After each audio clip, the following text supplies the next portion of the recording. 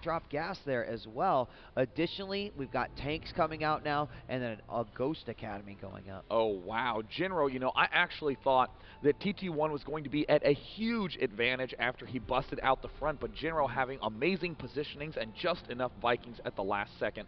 Was very impressed with the way Jinro handled that contain, and we're relatively even, 134 food and 124 food. We even see some of TT1's workers getting queued up to move to the left, Vikings continuing to poke around, trying to find any of those vulnerable Colossi, but I think he's going to be in for a surprise when he sees that it is just Immortals coming out for TT1. Yeah, exactly. With that Marauder count, a few Immortals in that army are going to make a huge difference, and let's see what he's going to plan to do with those Ghosts. You had mentioned that it's a unit that Jinro does like, and he's used them to great effect versus the Protoss.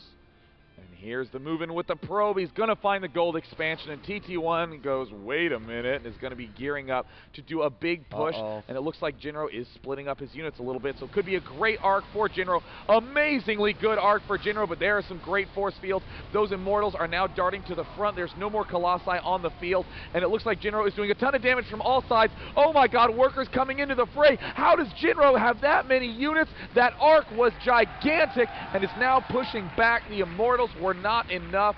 TT1 is going to need to warp in a miracle army fast. And he might be able to push these units all the way back to the expansion and then find out that there is nothing left for TT1 to defend with. He's going to continue to move forward. And there's the good game. And Jinro now leads the extended series 3-1. And with his first win in the Grand Finals. I really thought TT1 was going to win that game. I mean, he had like a 40 food lead during the contain, but when he busted out, they were so even. And then when TT1 took that expansion, I was almost certain he was going to be sprinting to a 2-2 final. But Jinro, just playing very, very smart after he lost that contain, immediately geared up with defensive play at his front. And we'll be finding out from our player, TT1, what his map selection will be, and he's going with steps. Steps of war. We've seen the 3-gate and the 4-gate contains coming out of TT1. We've seen the early pressure that even forced Jinro to make a bunker at his own ramp. He is choosing steps of war, an extremely small map, and I do think that that will attune well to the style we've seen in the recent games. All right, well, we're getting everyone into the second game here as Jinro does lead the series, 3-1, excuse me. We're going to get Jinro added as well, and we will go right into the next game here of the Grand Finals at the MLG 2010 National Championships. Just absolutely love that Starcraft 2 is on the circuit here for MLG, and the great support of all the fans and all the players that have come out just make it that much better. Here we go, bringing Jinro into the game, and we will get started here as soon as the players are ready to rock and roll. And it looks like Jinro will be playing Terran. He was initially random, but decided to go back to the race that he has only played. And both players are ready. We are starting Game 2 of the Grand Finals. Jinro is up 3-1. And if you would like LiquidJinro to close it out with this game, give a cheer for LiquidJinro. And if you would like TT1 to plug in that light support, bring a few games back, and come out of the coma to win MLG, let me hear it for TT1. And it should be, you know, this is game point for Jinro. So even though it is TT1's map choice, Jinro has like an amazing amount of freedom right here. He's a couple games ahead. He knows that he can make a mistake if he needs to. Of course, no player is going in like, yeah, I'm going to make some mistakes. It'll be cool because I got another map I can play. No, but just having that comfort level is really, really nice in a tournament setting. Absolutely. All Jinro needs to think is that this is a regular practice game to play just like he does at home, except that this one is for $6,000. Sure. Yeah. So Jinro does this very clever move where a lot of people will rally to different mineral patches, but notice how he's already making a little pair here, trying to optimize the miner's efficiency long before he gets saturated. Notice another little worker pair here. Notice another little worker pair here. These minerals have been completely untouched, as has this one and this one. And he's just doing that very specifically so that way when he cannot afford to focus on the minerals, the SCVs will know clearly where to go. Look at the APM of TT1 right now. Wow, I would venture to say that he would like to win this game. It is off the charts. Off the charts. 480 up there. And he said he's gonna keep that going the entire game. You know, that is one thing that many players do in order to maintain that sort of focus. They get that surge of adrenaline and they just use it to full advantage and try to wake their brains up by having their hands spam as much as possible so that, again, they continue to be warm. There is Jinro's Ode to Pain user there at that supply depot. And in the meantime, getting barracks and refinery. We've got the first scouting workers going out right now, and they will meet in the middle along with that Stacraft. And oh, it looks like Probe's going to actually come back around. Doesn't want Jinro to come in, and he must have, I don't know, he must have just A-moved over there or something. He wanted to really get a hit off on that SCV. Moving on forward now, see the orbital coming up. Of course, the gateway's about ready to complete. And one thing that's been really cool about TT1 is I really like how you had mentioned his building placement, where he decides to put everything. Once again, cybernetics core in the back, giving him a little bit more vision. Also, less surface area for any drops to actually happen back there too. Really, really like smart thing, simple concept, but well executed. Second assimilator going down now for TT1. Second barracks going down now for LiquidJinro. And oh, getting a factory. Nice. Oh no, it looks like TT1. Oh, did TT1 see that? Maybe he thought he saw it. Jinro thought maybe he had seen it. Or maybe Jinro just decided that's not what I want to do. Yeah, I'm at a loss for words. I guess Jinro didn't not think TT1 wouldn't see that. So went ahead and canceled. That had to have been his logic. So either way, there's the Zealot and the Sentry popping out right now. TT1, interesting choice to get a Sentry. Almost always we've seen him get Stalkers. And he could use that Sentry in a lot of different scenarios here. Of course, he does like to go after those contains on his opponent, get the advantage, and push forward when he is comfortable doing so. Factory is about to complete, and we'll see what Jinro's master plan is with that. He's going to instantly, well, he lifts it, and it looked like he was going to put his starport down, but decided to go ahead and go with the supply depot first. We'll see what comes up next. Well, I'm really at a loss for words at this point. I guess Jinro is going to do the cross-map factory scout. More than likely he was intending on landing this, but no. We do see the starport going down for Jinro.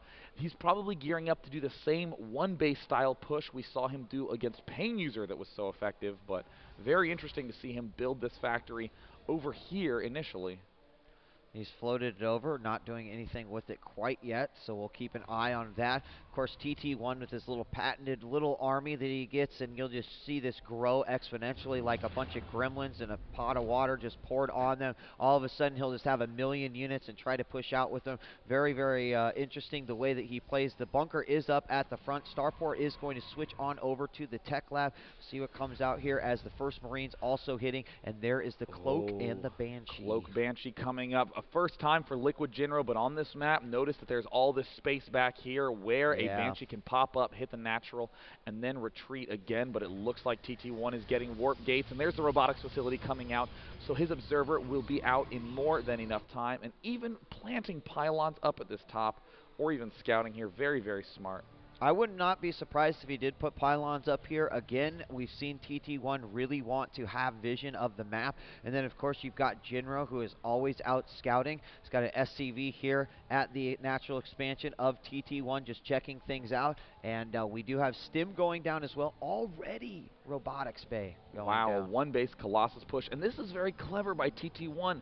This is the sort of timing that clearly shows experience.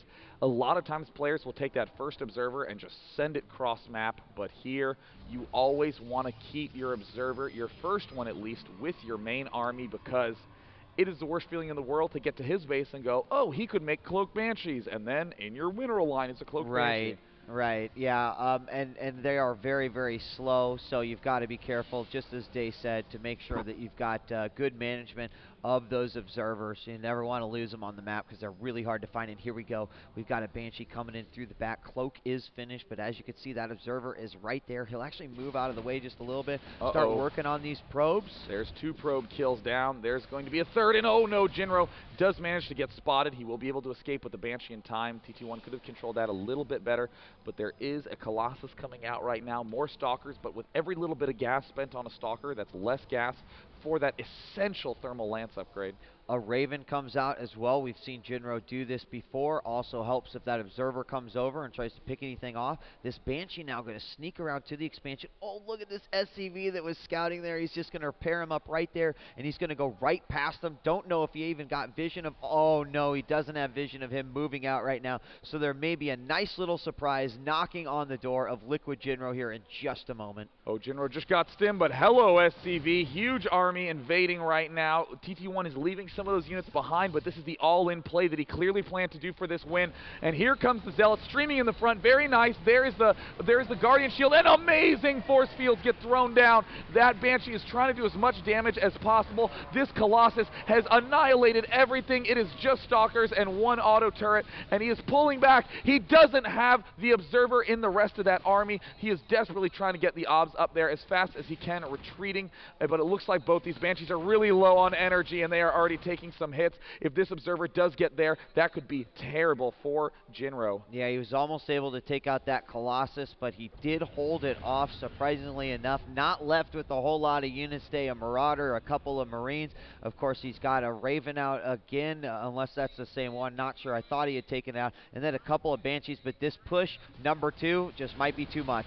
He is now moving in with the Zealots. There is one sentry there. He's advancing forward. It looks like he's doing a good amount of damage, but there's the mass repair on those Banshees. He's trying to target fire him, but he is losing a lot of units. There's only one Marauder in this force, but TT1 will be forced to pull back again, and wow, Jinro even pulling everything off mining.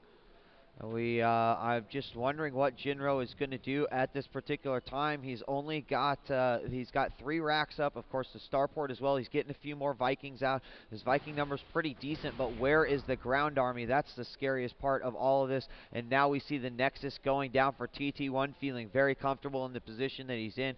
Factory still floating over here for Jinro, not really doing much of anything, in that pylon in the middle as well. But when you know that there's an army that big out there, you can't really extend yourself out and take it out. Probe is also going to come over here and scout the third. A big theme we've seen so many times in TT1's game is some huge attack or some huge pressure immediately followed by pulling back and expanding. We saw him do it with the 4 or 3 warp gate, and now with this absolutely zany 1 Colossus no range rush against the Terran opponent, and TT1 is playing this off marvelously and might be going in for kill attempt number 3. And here we go. Zealots put out up front.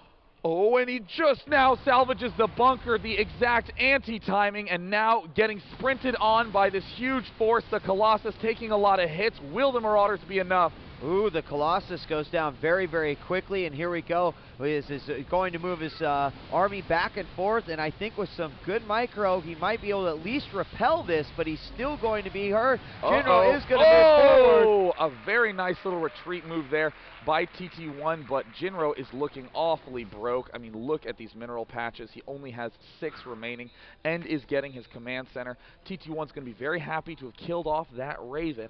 But, I mean, it's a lot of Marauders, a really big threat. He could begin making some Immortals. Oh, what was the... Oh, he's going to land his factory right in the middle factory.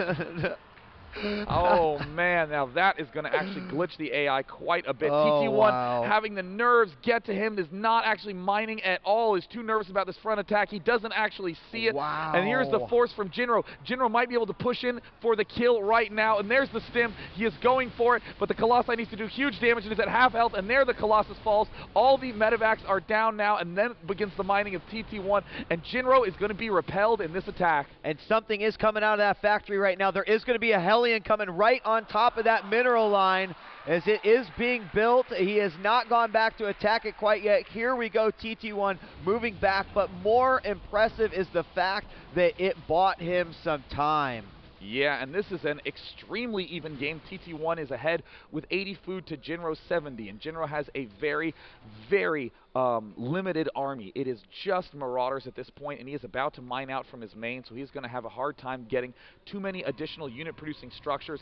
Jinro trying to move to the edge to pick off that geyser, and it looks like he is loading up for a drop attempt. Yep, he's going to move his... Uh-oh, there's lag in the game right now. We will be, DJ Wheat. Stegs it.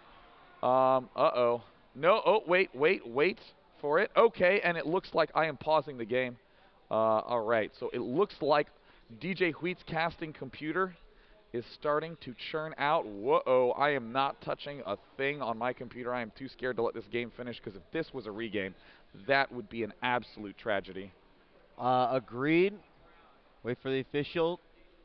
Yeah, it looks like there's instability on